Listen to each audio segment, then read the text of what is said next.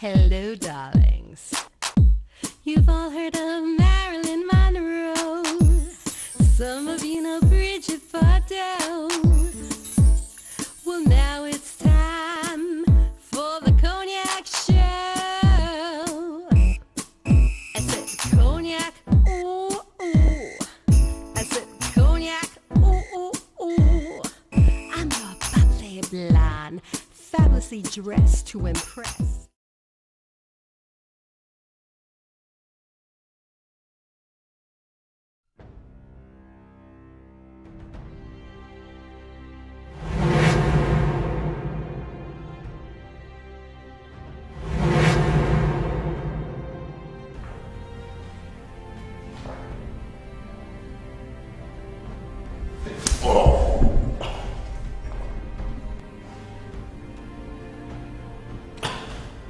Where are you running from, anyway?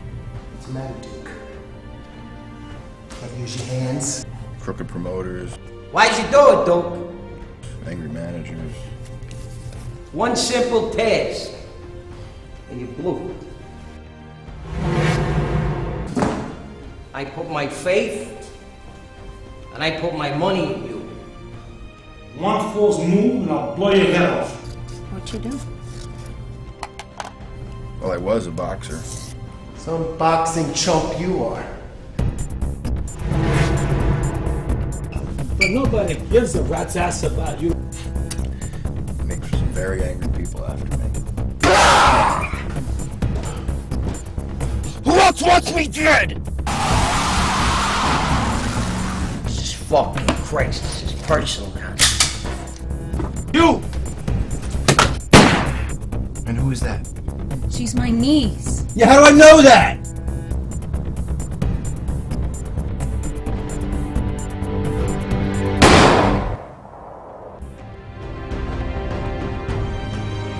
By the way, it's prize fighting, not pride fighting. And you should know that.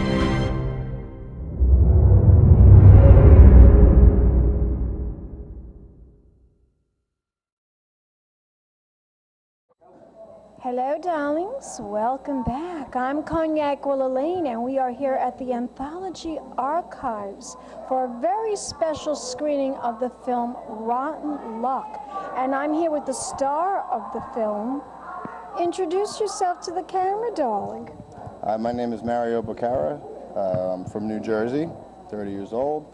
I do professional wrestling as well. This was my first real acting. First real acting role in any kind of film. I've done, drama, plays, things like that, but this was my first on scene and on camera, and just really the real professional setup, and it was amazing. It was awesome. I loved it. Tell my audience, how did you find out about this role? Actually, I kind of fell into it. It was kind of funny. I said I do professional wrestling. I've been wrestling about 11 years, and I was at my wrestling school, and a friend of mine said, they're looking for a guy that looks like a boxer and seemed to kind of fit the part. So, I went down, I auditioned, and you auditioned for who now, Mr. Meli? I auditioned for Mr. Meli. I auditioned a couple of the other guys that were in the movie, Tim, and we sat down and we did an audition. And funny story, actually, the first audition I did, I said I'm used to doing professional wrestling. So I was. And there is a little acting in that too. There's a lot of acting in professional wrestling, a lot of acting. And when I read the part, I was reading it kind of like, I guess, Hulk Hogan cutting a promo, and I was a little loud. And he goes, "Okay, I want you to do it again, but I want you to tell it to me in a sad, depressing story." I said, "Okay, I can do that." And I did it again. And when I was done, I looked at them, and they were just like, "Wow." And I said, "Good?" And they were like, "Yeah." I said, "Okay, you want me to do it again or anything else?" And they go, "Nope, that's it." They said, "We'll call you."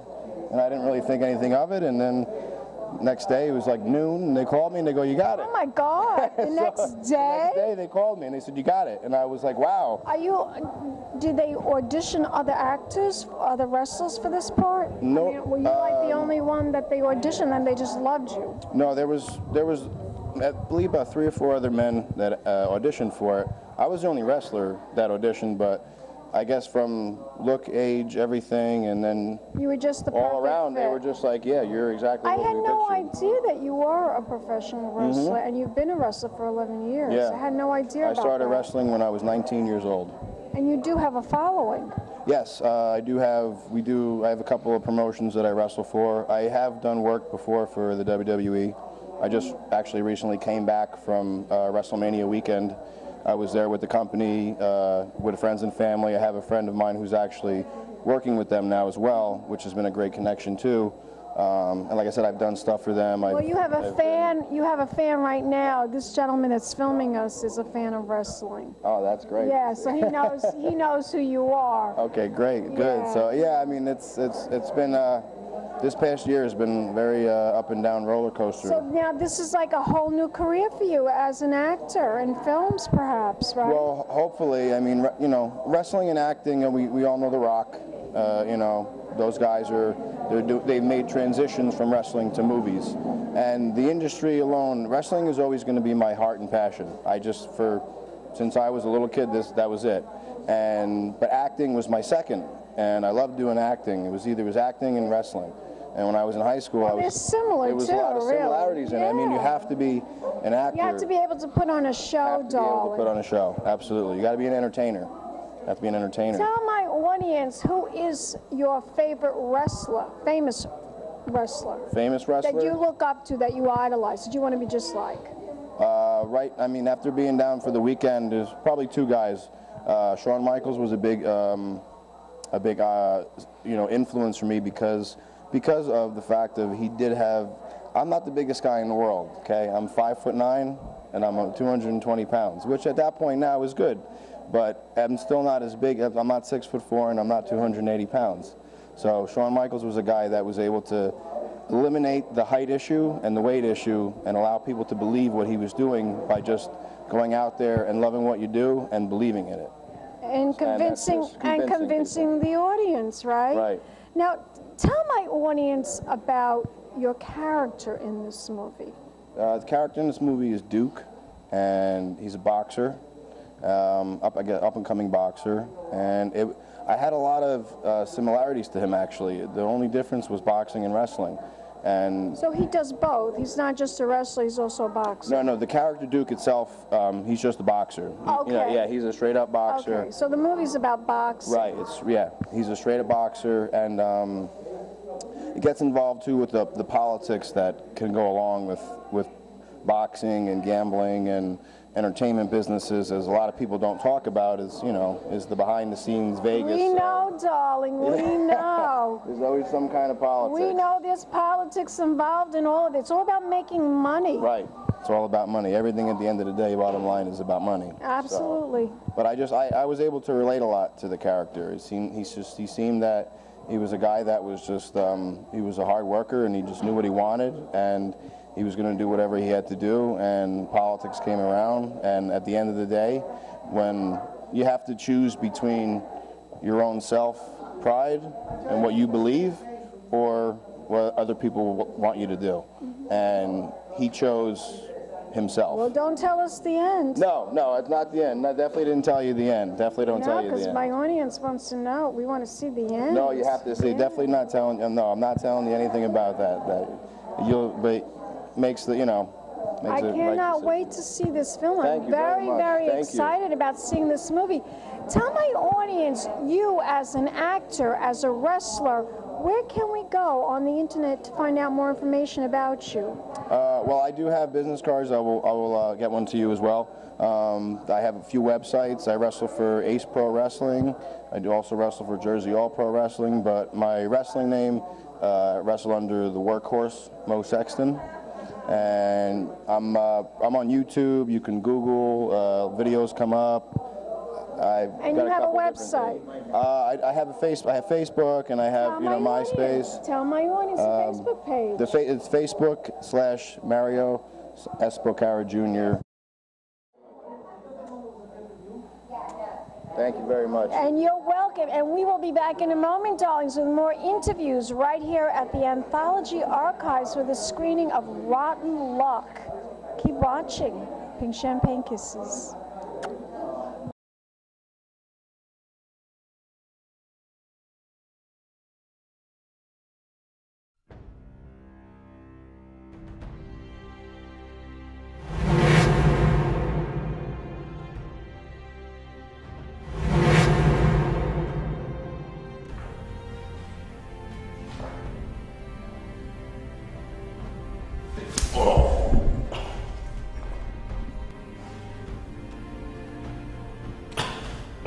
Where are you running from anyway? What's the matter, Duke? Hello, darlings. Welcome back. I'm here at the Anthology Archives on 32nd 2nd Avenue, this fabulous location that screens films. And I'm here with movie actor, Mr. Billy Lanndis, one of the characters of this very provocative film, Rotten Luck. Yes. Really, it looks like an amazing film. I can't wait to see it. Yeah, it's getting great feedback, a lot of good feedback in the industry. And I play a hitman with an attitude. A hitman with an attitude. The worst kind. You know, looking at you here, sitting next to me, I would never think in a million years that you are portraying a hitman. So charming, so lovely, Thank you. so articulate, but because you're such a fabulous actor, you make it all very convincing and all believable. Thank you, thank you. I had a lot of difficulty with the role because of the violence and the guns and things like that, and I'm not really accustomed to that. I know, darling, I know. But I had You're a lover, you're not a fighter, I know. That's the next movie. Audience, how you found out about this part? Well, I did another film called Urban Market, I think. Yes, of course, we did the interview. Yes. And while Urban Market was being edited at the studio, Mr. Meli came by and he inquired, he said, who's that? And the casting director said that it was Bill Lanndis. And so I got hired for Rotten Luck while Urban Market was in post-production. So I went from one film directly to the other. And that's how I got Rotten Luck. And that's how you got the part. I mean, now this part, you playing a hitman, did you do any research on portraying a hitman? I mean, how did you get into character? Well, like I said, the violence I had a little bit of a problem with, but I got over that rather quickly because it's my job. And I have a coach, I have an acting coach, so I worked on the characterization. Even if you notice, my walk is different, the way I speak, because they told me I spoke too well. I'm too well spoken. Well, you're very articulate. Very articulate. Yeah. So I had to get this New Jersey Guido thing going on. And I chain smoke in the film. No offense to anybody out there in New Jersey that's a Guido, okay? Or the How many Guidettes. scenes do you have in the film? Oh, I don't know. A lot. A lot. That's a good thing. That's a very good thing. Tell my audience, is there a website? DangioFilms.com, it'll come up. My name, Billy Lanndis, it'll come up. And yeah, it's doing really well. You know, on YouTube, it's very popular. It's I guess. Well, it's a good movie. Yeah. Tell my audience, where can we go on the internet to find out more information about you as an actor? Okay, I have a website, www.billylandis.com, and that's my own personal website, and it has updates about different projects that I'm working on, different appearances and different films that are in production, pre-production, post-production, and you know, I'm booked solid for the next year and a half. How many projects are you working on from now until? I'm going to say 6. That's fantastic. I'm doing 2 features this year. Mr. Meli is doing a horror film and another mafia film, and then I'm doing another film called 79 about the disco craze. And I mean, it's non-stop. And then another film that we're working on called Unfinished Symphony. I saw the script to that. That looks amazing. Yeah, I play the psychopath in that. One more time, the website. www.billylandis.com. We'll be back in a moment, darlings, with more interviews right here at the Anthology Archives for the screening of Rotten Luck. Keep watching. Pink champagne kisses. Fancy dress to impress. One of a kind girl. It's been a Crybaby Productions, darlings.